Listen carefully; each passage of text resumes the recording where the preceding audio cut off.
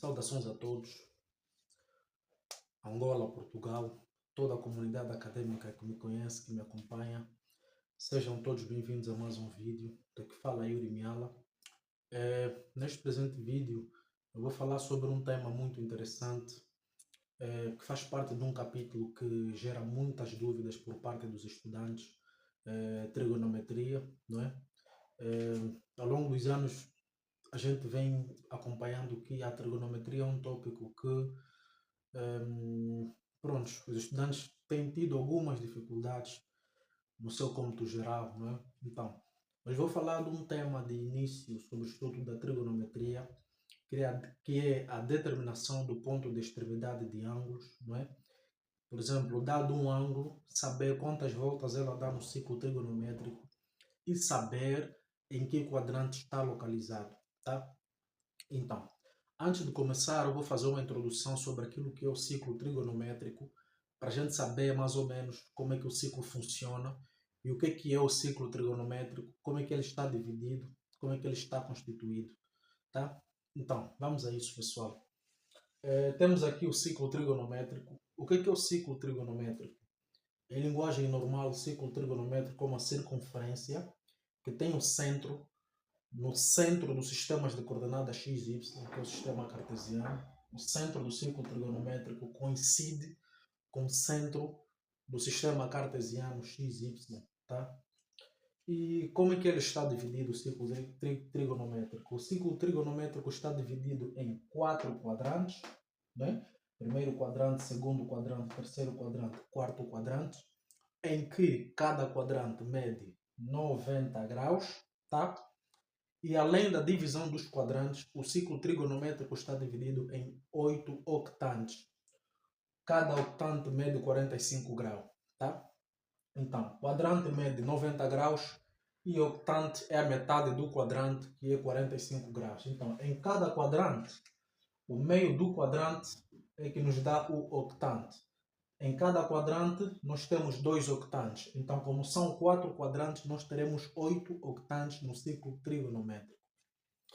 E, além da divisão dos quadrantes e octantes, o ciclo trigonométrico tem um sentido em que os ângulos fazem os seus movimentos, está claro? Então, ciclo trigonométrico, no sentido convencional, a gente tem o sentido positivo, que é o sentido anti-horário, que é o sentido contrário aos ponteiros do relógio. Começa de 0 graus, 90 graus, 180 graus, 270 graus, até 360 graus, que é uma volta completa no ciclo, está claro? Estes ângulos estão no sistema circular em π radianos e também podemos ter em graus, que é o sistema sexagesimal, tá? Então, no sentido positivo, os ângulos fazem esse movimento e no sentido negativo acontece algo estranho. O que acontece? Acontece que os quadrantes mantêm as suas posições, mas os ângulos giram em posições contrárias, tá? Então, por exemplo, se o 30 graus no sentido positivo do ciclo localiza-se no primeiro quadrante, no sentido contrário do ciclo, ele começa daqui para aqui, né? O 0 fica aqui e faz uma volta. Quer dizer, 0 fica aqui, 90 fica aqui, 180 aqui, 270 aqui e 2π aqui. Então, no sentido negativo, o 30 graus não vai localizar-se no primeiro quadrante, vai localizar-se no quarto quadrante. Então, no sentido convencional é o que é, mas no sentido negativo os ângulos mudam de quadrantes, porque estão no sentido contrário, tá? Então, o estudo do ponto de extremidade de um arco, que é o estudo que nós vamos fazer nesse vídeo, nos permite saber, dado um ângulo maior que 360 graus ou menor que 0, não é? Por exemplo, aqui nós conseguimos observar todos os ângulos até 360 graus e saber em que quadrante está localizado. Agora, se o ângulo for maior que 360 graus, que não é observável aos nossos olhos no ciclo, nós não temos como prever em que quadrante ele está. Por exemplo, 500 graus. Nós não conseguimos ver a olho nu, assim, sem fazer o estudo do ponto de extremidade desse arco, desse ângulo, saber em que quadrante ele está. Se nós tivermos um ângulo menor que 0, por exemplo, menos 30 graus, também pode ser difícil dizer em que quadrante está sem fazer o estudo do ponto de extremidade. Então, hoje vamos fazer esse estudo, acompanhem, e temos aqui um exemplo, não é? Ache o ponto de extremidade do ângulo menos 3 epiterços. Então, se for um ângulo normal, um sistema sexagesimal, né, às vezes aprendemos na escola, para saber o ponto de extremidade desse ângulo, nós temos que dividir por 360 graus, uma volta completa. Mas às vezes não aprendemos quando ele está assim, em pi e tal, não sei o que, não é? E por estar também negativo, já nos deve implicar que este ângulo está num sentido contrário. Então temos que ter todas essas implicações. Então, quando temos um ângulo no sistema circular, nós temos que aplicar o procedimento, né, o algoritmo de Euclides, né, da divisão, para a gente poder saber o ponto de extremidade desse arco. Então vamos lá.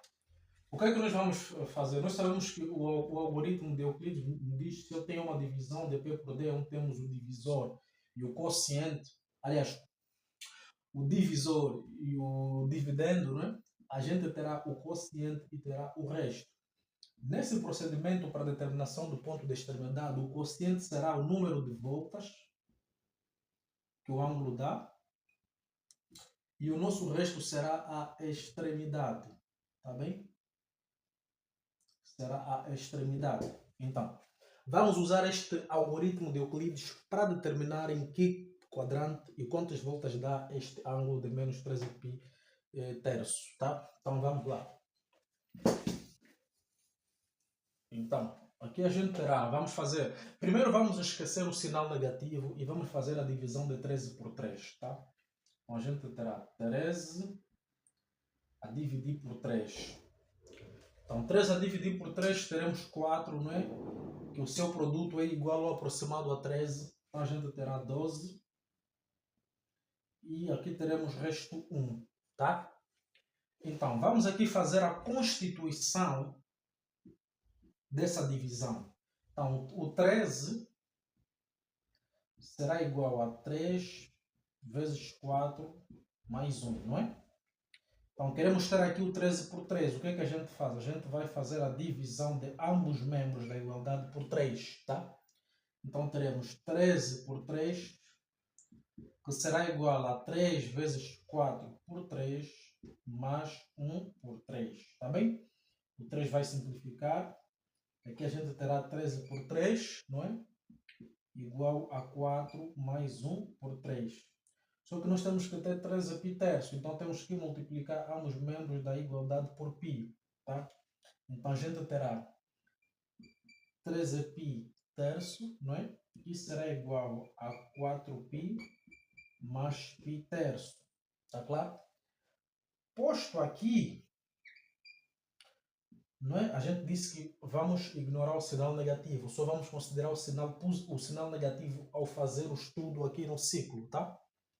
Então, estando aqui nesta igualdade, qual será o número de voltas e qual será a extremidade deste ângulo? Primeiro, o número de voltas será o 4π. Então, 4π será igual a 2π mais 2π, não é? Que são duas voltas no ciclo.